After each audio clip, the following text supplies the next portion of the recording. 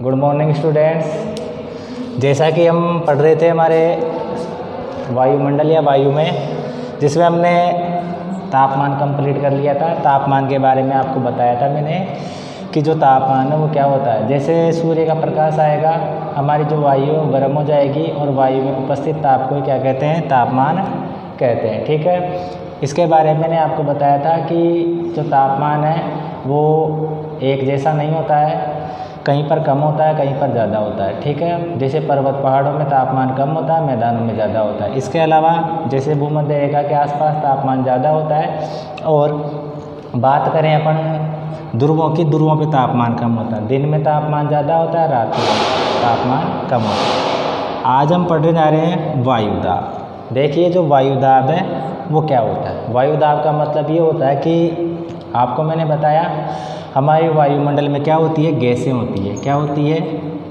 गैसें होती है। कई प्रकार की गैसें होती है। ठीक है, कुछ गैसें जैसे आपको मैंने बताया था नाइट्रोजन गैस सबसे ज़्यादा गैस होती है, और उसके बाद में ऑक्सीजन गैस होती है। तो ऐसे क्या है, हमारे वायुमंडल में अनेक प्रकार की गैसें पाई जाती है, और उन गैसों को, वो जो गैसें होती है वो गुरुत्वाकर्षण बल के कारण हमारे धरातल के पास में बनी रहती है। तो उन गैसों का क्या होता है? भार पड़ता है। हमारे धरातल पर क्या पड़ता है? भार पड़ता है। तो इसको अपन बोलते हैं वायुदाब। क्या बोलते हैं? यानी कि धरातल पर वायु का जो भार पड़ता है उसको ही क्या बोलेंगे? वायुदाब बोलेंगे। ठीक है, अब देखो ये जो वायुदाब है, ये जो वायुदाब है, वैसे एक तो होता है उच्च वायुदाब, ठीक है, और दूसरा होता है निम्न वायुदाब।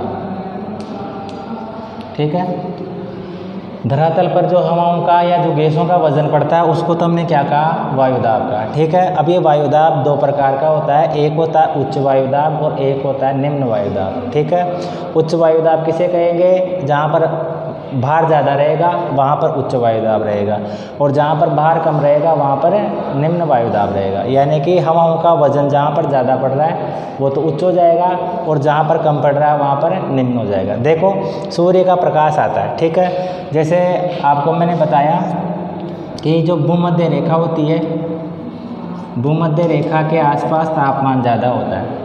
तापमान ज़्यादा होगा तो क्या होगा कि जो हवाएं हैं वो हवाएं शुष्क हो जाएगी, यानी कि उन हवाओं की जो नमी है वो नमी खत्म हो जाएगी, शुष्क हो जाएगी। वो शुष्क होने के बाद में वो हल्की हो जाएगी, और हल्की होकर कहाँ उठेगी? वो ऊपर की तरफ उठेगी। ठीक है, गर्म गैसें हमेशा ऊपर रहती है। ठीक है, जिनमें वजन कम रहता है वो हमेशा ऊपर रहती है। ठीक है, तो वहाँ पर क्या होगा?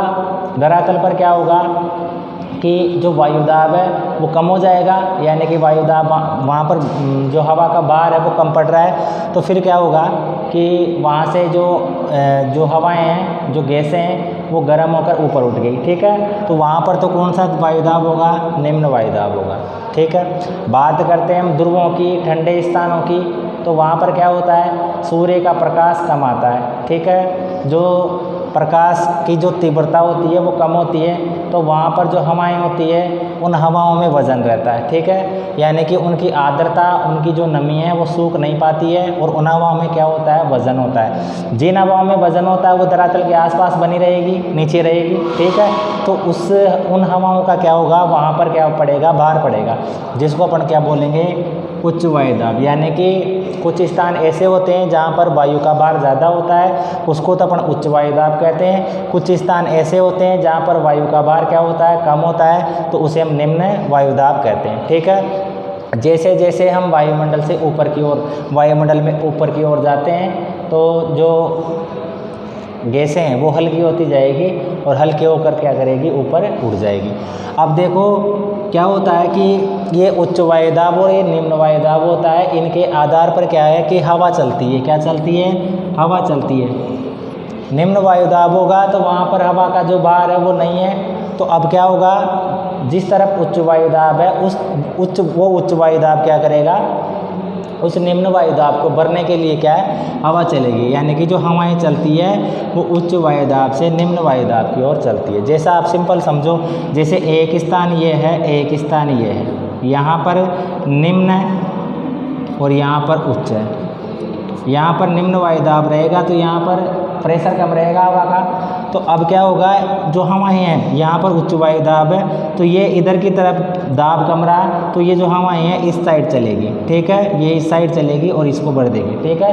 तो हवाएं कैसे चलती है, उच्च वायुदाब क्षेत्र से निम्न वायुदाब क्षेत्र की ओर हवाएं चलती है। अब देखो इसमें आपको दो चीज़ देखनी है, एक तो होता है यंत्र और एक होता है इकाई, ठीक है।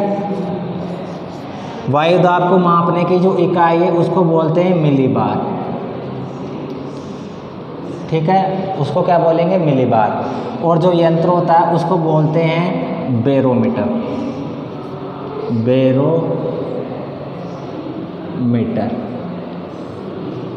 ठीक है। वायुदाब को मापने का यंत्र क्या होता है, बैरोमीटर। वायुदाब को मापने की इकाई क्या होती है, मिलीबार। इसको बैरोमीटर को वायुदाब मापी भी कहते हैं, ठीक है। तो इस तरीके से क्या होता है कि ये जो वायुमंडल है, इस वायुमंडल में वायुदाब होता है, हवाओं का दाब रहता है, एक होता है उच्च, एक होता है निम्न, ठीक है। और इस तरीके से ये बैरोमीटर तो यंत्र होता है और इकाई जो मापने की होती है वो मिलीबार होती है। ओके, आज हमने ये पढ़ा है वायुदाब, ठीक है। आप इसको अच्छे से तैयार कीजिए, अच्छे से इसको समझिए, ठीक है। Okay, thank you.